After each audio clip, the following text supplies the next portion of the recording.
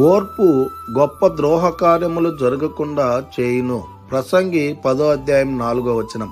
ఓర్పు గొప్ప ద్రోహ కార్యములు చేయకుండా ఆపేదిగా ఉంది. నీ జీవితంలో ఓర్పు కలిగి నువ్వు జీవిస్తూ ఉన్నావా? చిన్న చిన్న విషయాలకే సంఘం మధ్యలో కావచ్చు, సమాజం మధ్యలో కావచ్చు, భార్యాభర్తల మధ్యలో కావచ్చు, తల్లిదండ్రుల బిడ్డల మధ్యలో కావచ్చు, ఓర్పు లేకుండా నువ్వు ఉన్నట్లయితే ఈ ఓర్పు లేనటువంటి జీవితము అనేక చెడ్డ కార్యాలు నీ చేత చేయించేదిగా ఉంటూ ఉంది. అప్పటికి అవి నీకు మంచివి అనిపించినప్పటికీ తర్వాత ఆలోచన చేసినప్పుడు అవి నీకు చెడ్డగా కనిపిస్తూ ఉంటాయి.